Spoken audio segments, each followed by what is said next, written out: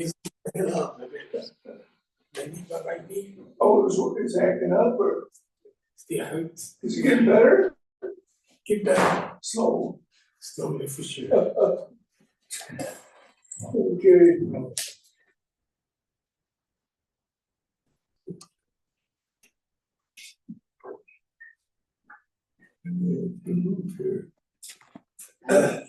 Zion Church.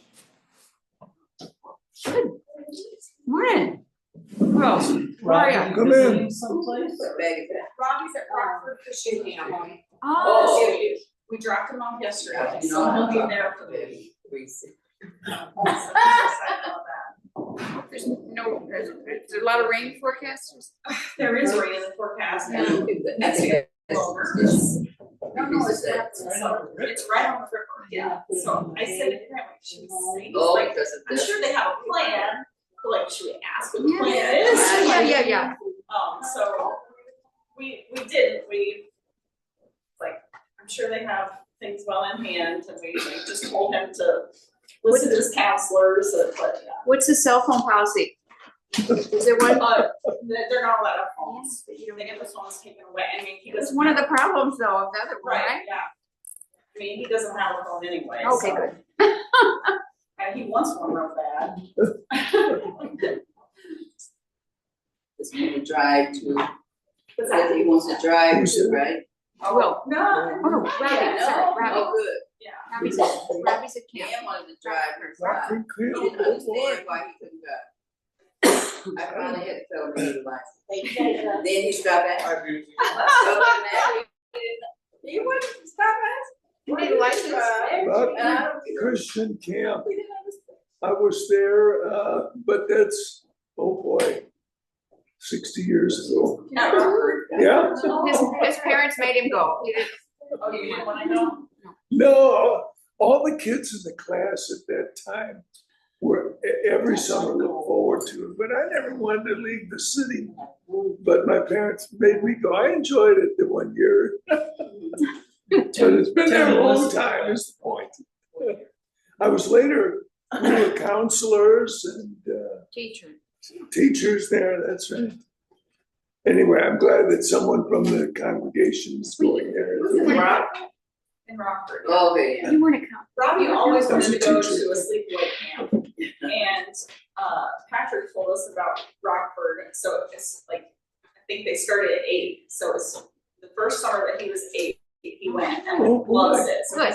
he's been back every year. Oh, good. Boy, that's So we great. counted up, I think this is his 4th year Wow, going. that's great. How old, what's the youngest age they take them?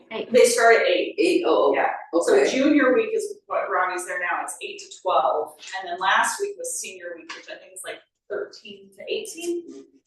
Some more high school age. That's good, they're still doing that, yeah.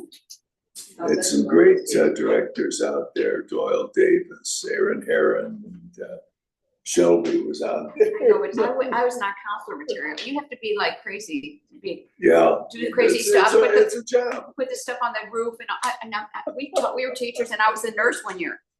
Oh. Even though I'm not a nurse, I was the nurse. You have the medical background. Yeah. Well, what a joke! We had to drive. I think 2 times we had to take kids to the ER Oh, no. because one kid got cut up in the river by a can or a branch or something, and the river. I don't Anyway. like that river. I'm a city Some kid. I'm good sorry, I don't like that times. stuff. I don't like. Water mountains. Oh, I don't know. I don't know if we have those in Illinois. I don't know if we have those, Anyway, but we'll go on. We're surveying the Old Testament.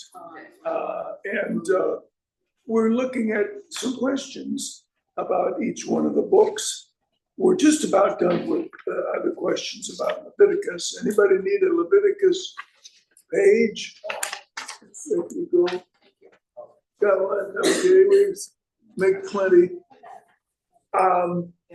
So Leviticus tells us a lot about the rules and regulations for the Israelites and how they were to conduct their worship and their affairs as they were in the wilderness, but also preparing for entrance into the promised land.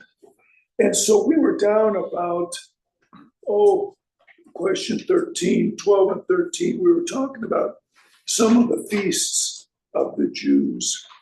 And the year of Jubilee was one, and that was a year of freedom in the sense that in that year the land reverted to the original family that owned it.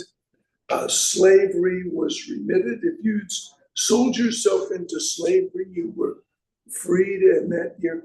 But actually, those occurred during the Sabbath years.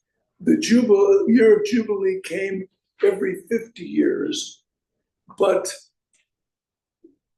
before that, every seventh year was a Sabbath year, which meant that it was a special year. They didn't really do any rotation of crops as we do here to help the land recover. But there they were every seventh year, they were supposed to let the land lie fallow and then eat what it produced. And then, you wouldn't sow again until the first year of the next 7-year cycle. And this we can say as agriculturalists, which we're not in the city here, but some people know about crop rotation and things like that. But the point I wanted to make about that was, what about all of these rules? Were they kept very religiously?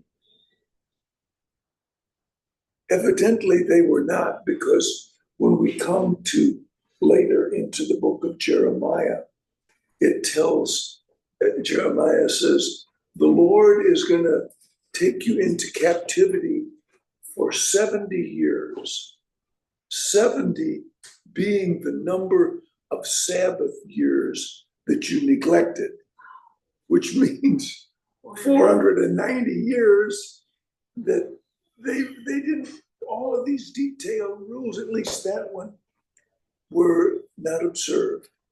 And we get the feeling that for long periods, many of the rules and ceremonies were not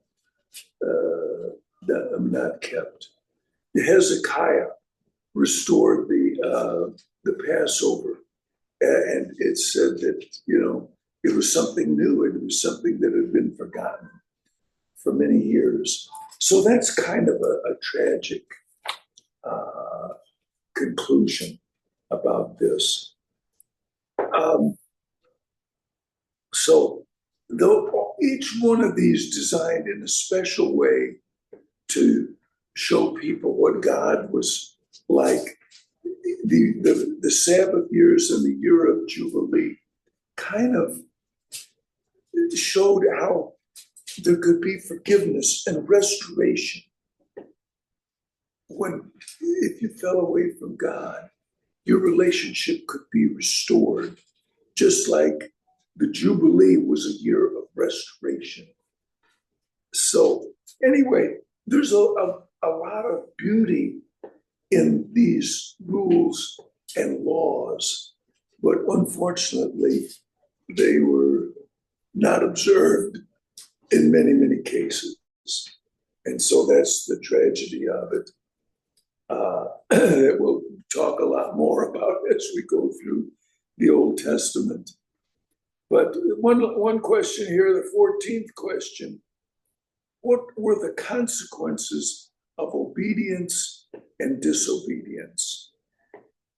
And there we refer to Leviticus chapter 26. There's going to be another similar discussion in Deuteronomy, but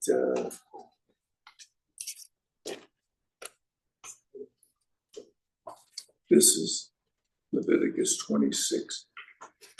Really leading, there's one more chapter, but it's really near the end of the book. What happened?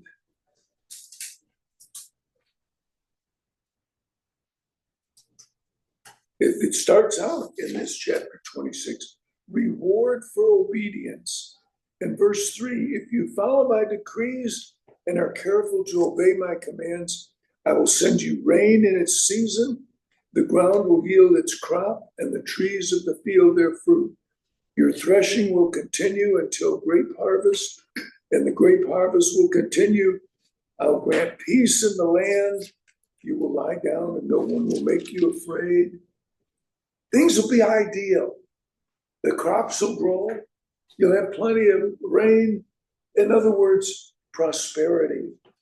I will look on you with favor and make you fruitful and increase your numbers. I will keep my covenant. You will be eating last year's harvest and so on. Things will go well. But starting in verse 14, punishment for disobedience. If you will not listen to me and carry out all these commands, and if you reject my decrees and abhor my laws, and fail to carry out all my commands, then I will do this to you. I will bring upon you sudden terror, wasting diseases, fever. You will plant seed in vain. I will set my face against you. I will punish you 7 times over. I will break down your pride. In other words, not prosperity, but the opposite of prosperity. So that was to be a lesson to them also, if they wanted prosperity or actually failed. Does God do that today? Yeah, he does. You think so? Mhm. Are we always fruitful and successful if we're faithful to God? Well, things go in cycles, as they always Okay. have. You know, you have years when crops are good and there's plenty of rain, things are going well, and then there are years when you have terrible drought and you know, I don't know that we look at it anymore as that when we have those bad years, oh, well, you know, we must have done something wrong. And Yeah. when you have a good year, you know, you kind of pat yourself on the back and Yeah, think that blessings. you've been doing well. I don't know if it ever worked that way even back then, you know, because I'm sure that there were good and bad years. And whether it actually follow disobedience. I think from what he's saying that I don't know if they had regular cycles of. I didn't grow up or live during the Great Depression in this country of the 1930s, but my parents certainly did. I don't know if that was something sent by God to strive to bring people to greater devotion. That's why I asked the question, does that still happen? Or is this something that's isolated to the Israelites back 3,500 years ago or so? It always amazes me when the judgment seems to be a single judgment for the whole group. Like as if everybody's doing the same thing. Yeah, I've said before, I think that the land of Israel or Palestine or Canaan, whatever you want to call it, I think that when the Israelites were faithful to God, it was a much more fruitful land than it is now. They use a lot of irrigation and so on over there now, but it's kind of a desert-like situation. The reason Go why I ahead. say is that today is time of Israel with God is a different thing together. Okay. That is their source of income. The crops, those kind of things, and is their source of income. Okay. There is no labor work to do to be paying these kind of things, no. But today, a household that belongs to Jesus Christ, if something is going wrong, and you know that I offended God, you will know. A household that belongs to Christ, if something is going wrong in that house, and the leadership of the house, if you feel that you're offended God, you know that's the reason why these things are happening. But during that time, if you read Exodus chapter 24, from 24 down, he said, don't bow down to their gods. And if you don't bow down to their gods, I'll bless you. I'll make your women will not experience miscarriage. You see, he give them, God give them way for them to believe that if we stand strong with God, this is what is going to happen to us.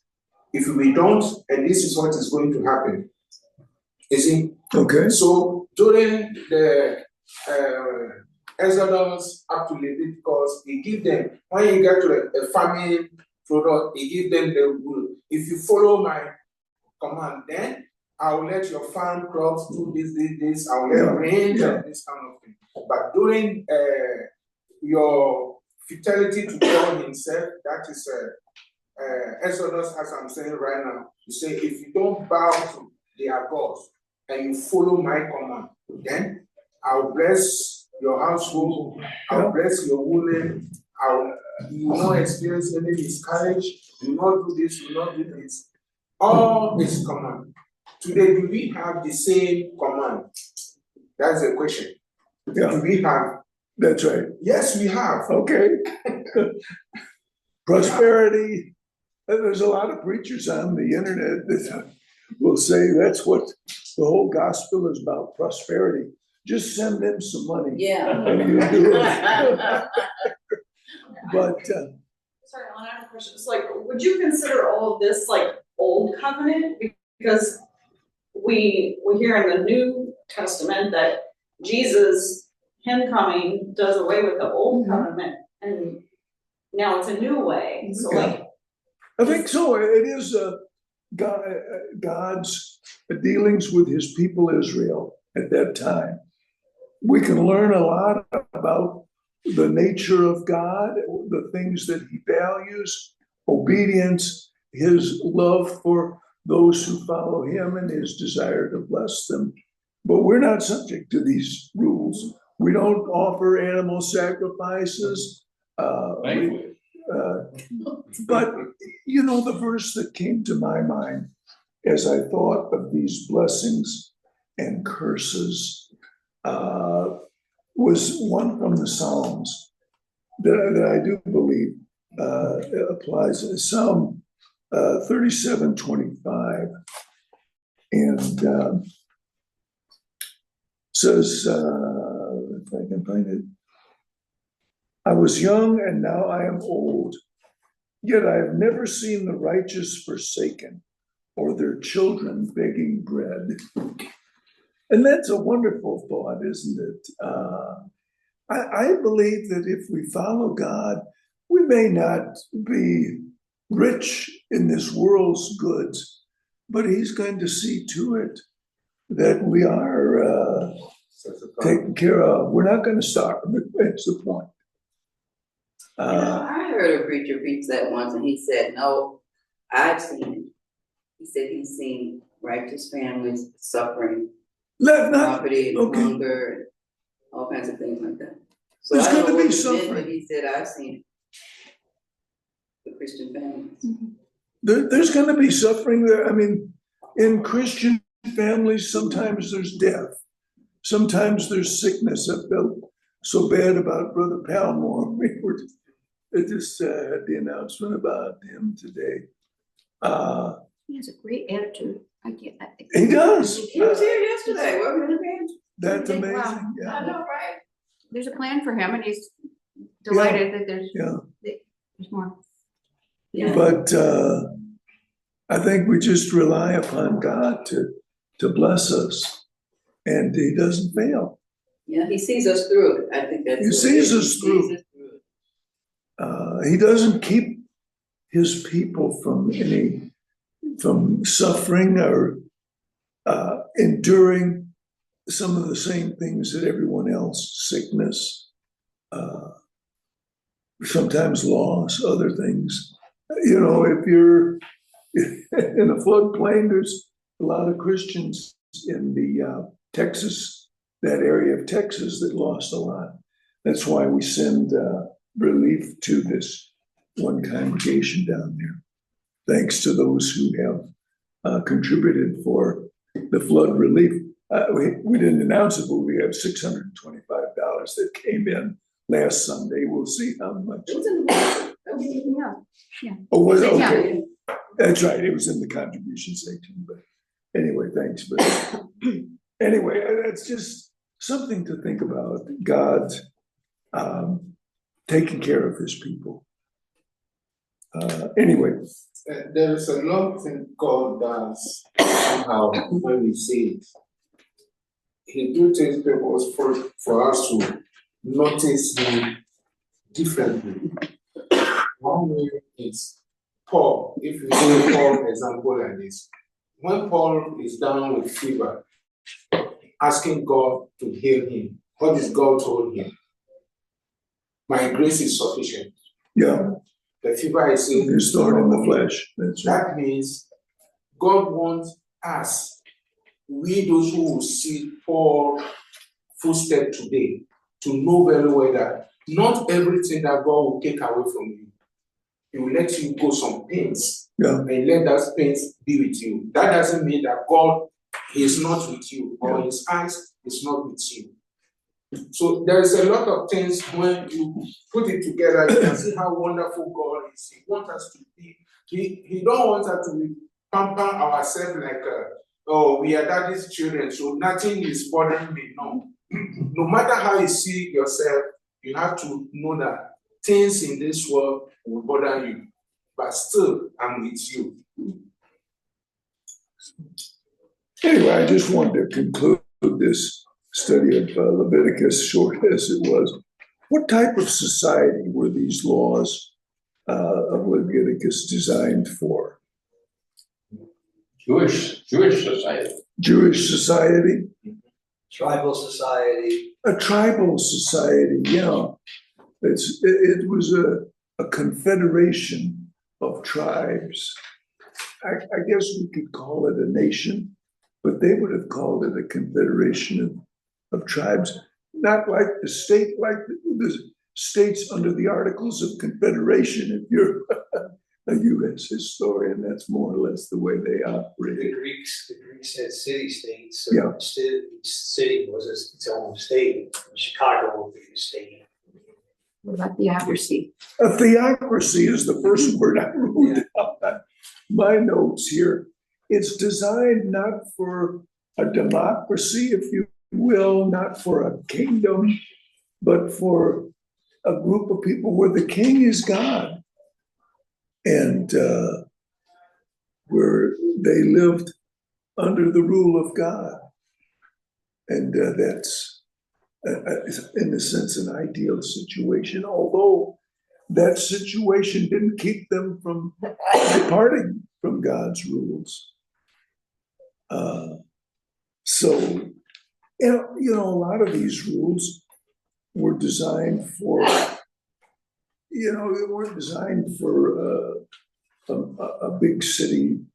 They were designed for towns with agricultural activities, kind of a pastoral set, flocks and herds, and that type of thing.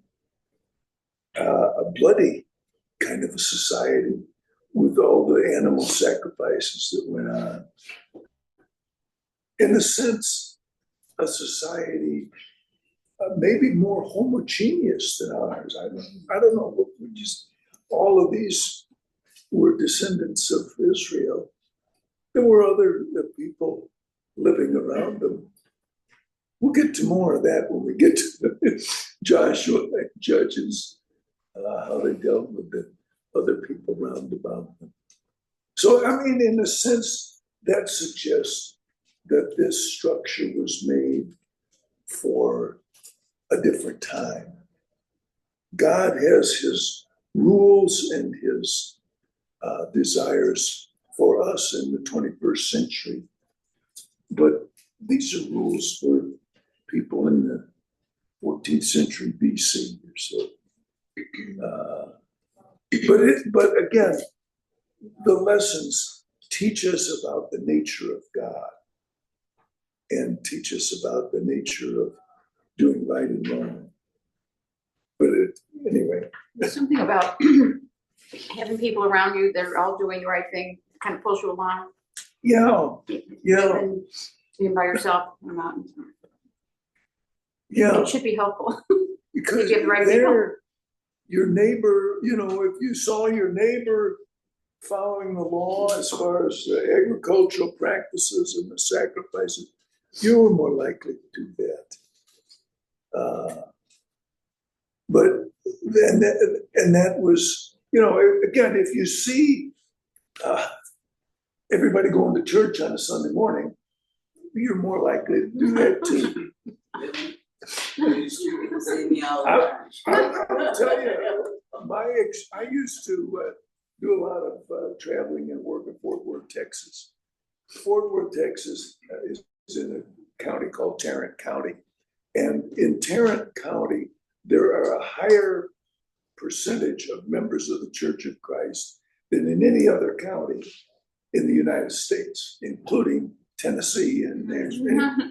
And if you were out on Wednesday night between the hours of 7 and 8 drive, there's very little traffic. It's literally true because people were at church.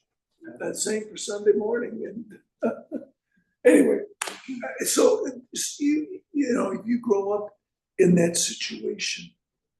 But of course, the gospel is for all, and we see in the New Testament how the gospel is taken to cities where they had never heard of it before. And the mission work of the church is to do that, and not just to sit, where we sit among people who are like ourselves. All of that can be an encouragement. That's why we come together on Sunday. We're with like-minded people, and that helps us. If we never have fellowship with other Christians, it's harder to live as a Christian. Anyway, there's some thoughts and speculations on Leviticus and those rules and regulations, every aspect of life. I think it's something we need to keep in perspective. This whole book, all these laws were designed to become obsolete once Jesus came on the scene. So that gives you a perspective on it. But our whole Christianity is rooted in Judaism and all these laws and things in here. So there are a lot of applications for it. We got to dig them out, as Alan's been doing here. That's a good way. So we benefit from it today. But it is obsolete, basically, for us. The next book is Numbers. We didn't begin, or anybody need a Numbers sheet? I think, I didn't get numbers. You didn't get one? Did I get numbers? We passed them out last week. Well, I'm telling on myself now, I haven't looked at them. I thought you did this my last time. Numbers, we didn't lead off with how did it get its name, but that's pretty clear because it was a census taken.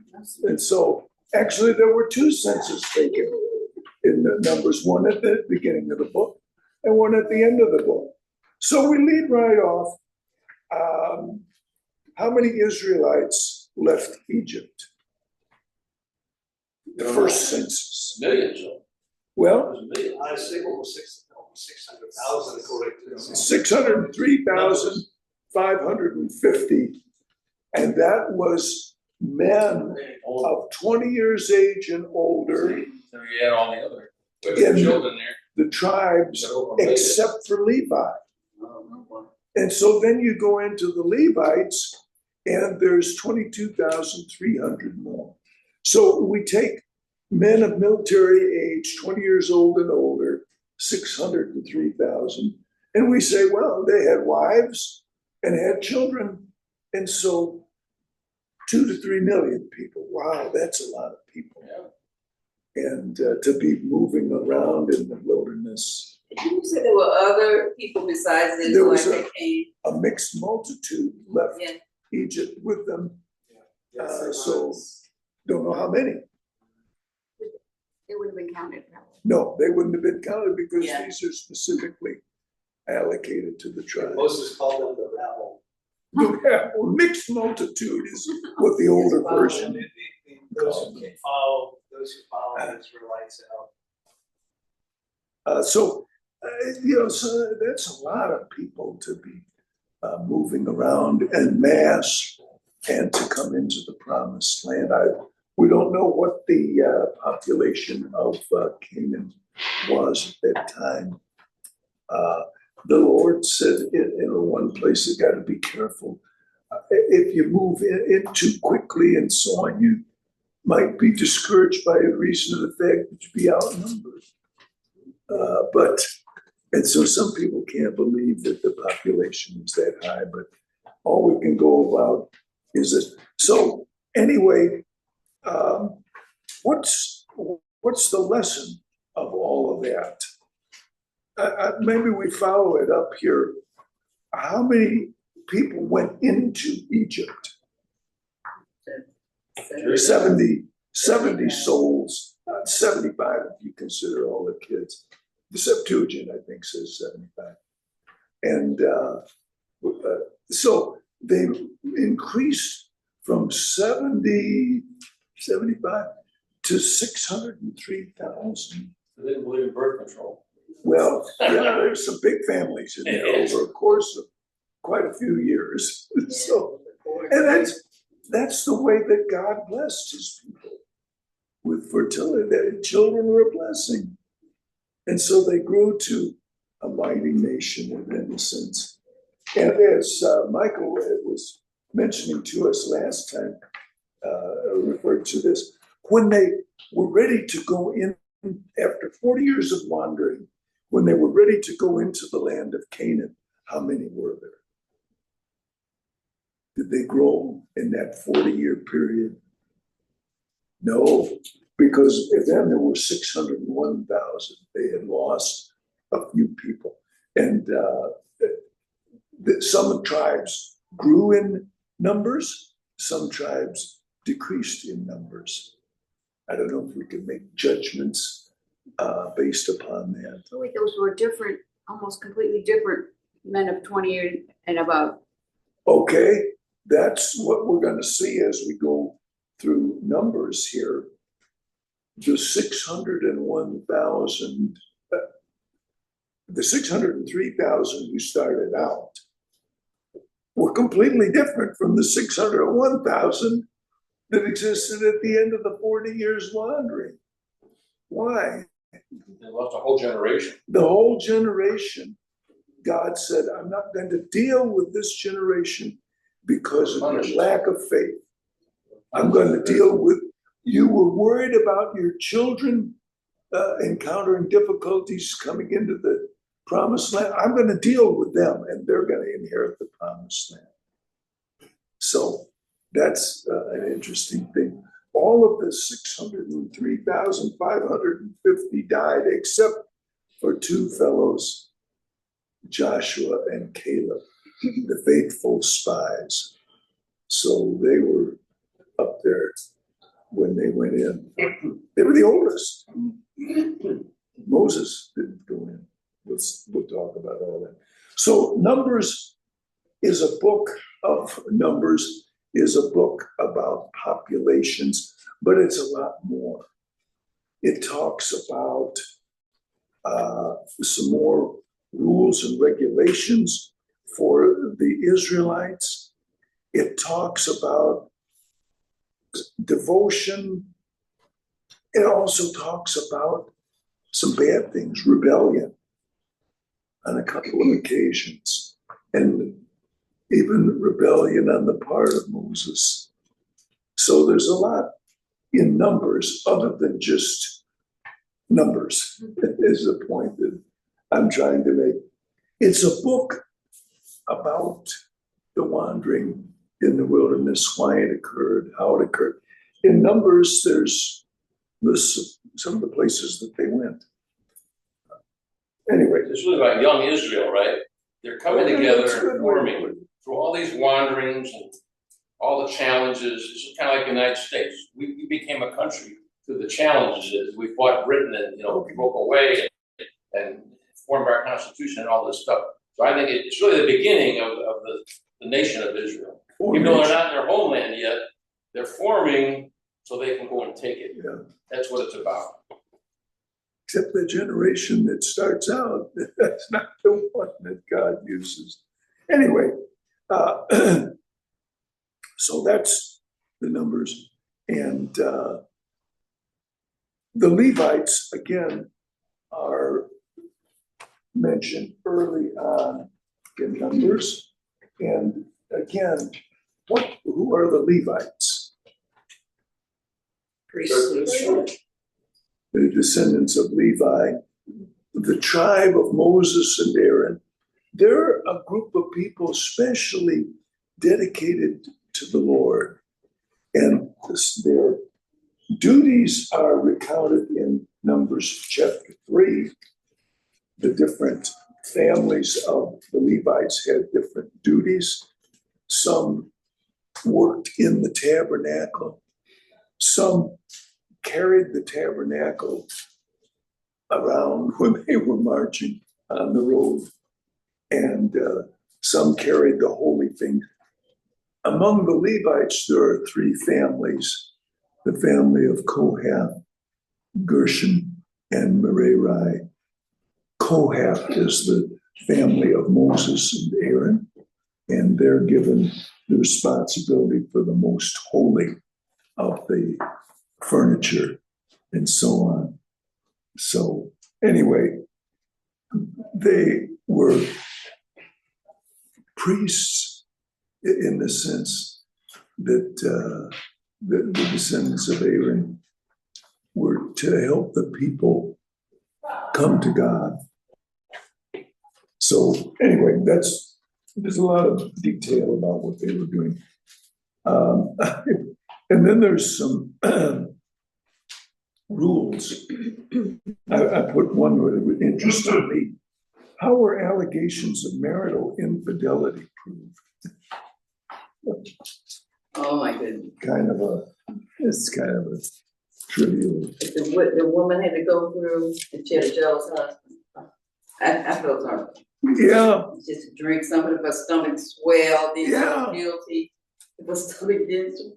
And she can come back as many times as he was jealous. Yeah. It's kind of a trial by ordeal. Yeah. If you drank this strange mixture and you were okay, that meant, you had been faithful. And the allegation was false. But if you swelled up and you suffered, it was evidence that you were unfaithful. It seems unfair that about the laws, that the laws are designed to protect the women. And, so that you just don't, he doesn't just accuse you of adultery and divorces you because he's not, the husband's not happy, his wife. It takes 2, though. You think there would be. It's for the men. My point is just trying to say that, it may seem like the Mosaic law, of course, the Mosaic law is strict according to our culture, but it was designed to protect slaves and orphans and women. Okay, it wasn't designed to put more burdens on necessary people, but it was designed to protect. There were protections. We compare it to other ancient Near Eastern laws. In Jesus' time, he refers to the fact that under the old law, men could give a woman a bill of divorcement and end the marriage. But Jesus said from the beginning, it's not so. And it seems strange, but you're right, that was a protection for the woman. Why? The man would just kill him. That's right. Otherwise, without something like that, to get out of a marriage, well, you just murder. Yeah, go get a new one, younger people. And that was true. Here's a little trivia for you. When the Russian Revolution occurred in 1917, the communists took power, and they said marriage is a bourgeois idea. We're going to get rid of it. So if somebody wants to end a marriage, it doesn't have to go through any formality. He just sends a postcard in to the government. And it was so easy. But that led to violence and murder. And so they had to reinstitute more rigorous procedures to end a marriage to prevent men from beating and murdering their wives. Anyway, that if you look into the history of that atheistic revolution, you find Still happens today. it still happens, yeah. You can see watch certain on YouTube, videos on crime and the way some people dispose of one another. Yeah. Honorable, honor killings. How's that honorable? I don't understand. Anyway, it seemed like it was kind of male-dominated society in a way, but the Lord was trying to protect everyone. Anyway, what else? Oh, as we read along in Leviticus, in Numbers, we come to chapter 6, and these questions are kind of in order. And there's a chapter about people called Nazarites. Who were Nazarites? Why were Nazarites, we might ask? It was a vow. I mean, it was a vow. It was a way of life that you were to conduct yourself, cutting your hair, drinking wine. Or any fruit of the grape. You're supposed to stay completely away from that kind of stuff. John the Baptist and Samson. Okay, now, what was the purpose? This seems to be kind of some rules that could be followed by those that wanted to specially dedicate themselves to the Lord. Yeah, that's what a monk would be now, right? Special dedication to the Lord would be what this was. And the diet was special, the appearance was special because men didn't cut their hair at all. And they were separate in a sense from others. So those were the 3 rules. It could be either sex, could be either men or women, it says in that second verse. And it could be for a lifetime, or it could just be for a period of time that you wanted to kind of set yourself aside. And who were some Nazarites that you were getting into that? Samson. Who? Samson. Samson was dedicated from birth. He didn't turn out especially, but he was supposed to be. He was different. Anybody else come to mind? Samuel, he was a vow made by his mother Hannah. So he seems to have been kind of dedicated. Maybe he reaffirmed that, but he was special. And throughout his life, was honored for that. Some people some Christians, early Christians, confused Jesus being a Nazarene with a Nazarite. Okay. And that's, no. Yeah. Jesus was not Nazarite. Okay. He drank wine. The people of the art we have now have demonstrated Jesus as a Nazarite. He was a Nazarene, not a Nazarite. Yeah, that's where he was. So there are people of different tribes that could be Nazarite? like. Yeah, anybody could be. Seems to have been a Levi or temporary George. thing in most cases, like Paul takes one, right? Yeah. In support of somebody Paul was else a Nazarite. as an adult, but I don't know if he was dedicated at birth like Samson. I don't, That seems to have been we get the special. impression Saul was for a time, Yeah. because he had an oath, but then when he comes to Jerusalem for the last time, then that's, you have to pay for somebody who's taken a vow. What about Jesus himself? But then, What about Jesus himself?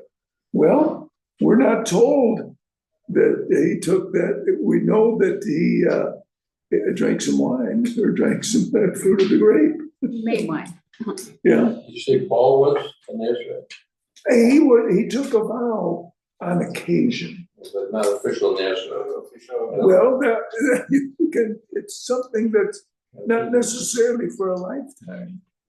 Different vows. He was trying to identify with the Jews, because the Jews that were accusing him, the Christian Messianics were accusing him of abandoning Mosaic laws and traditions.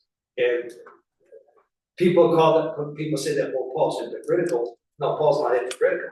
There's a culture and there's salvation, and you're going to use the Mosaic law for salvation and establish righteousness. Then no, Paul's against that. But if your culture is a different story. There is a notable person in the New Testament who was a Nazarite, evidently, from birth. John. John the Baptist, yeah. And he was dedicated at birth. Well, it's an interesting, maybe we'll lead off next time with what was the purpose of that? Do modern day Jews still take a Nazarite? I don't know enough about modern day Jews to say. One way to tell, if you see a modern day Jew with real long hair, maybe that's it. The little curls. You see him with the little curls, but I've never seen someone who never cut his hair. And they wear the hat. Anyway, that's Black. in numbers. Black. Get a black hat. What's that? Is that? Oh, Orthodox, but there's different Orthodoxy, man. I knew somebody was a new Orthodox, in Chicago. Thank you for your wisdom. That dress code is completely arbitrary. It's from like the Later? 16th century, yeah. What did they want before that was something? Why did they all of a sudden? You can't find the material. I don't know if were we on tape here or not.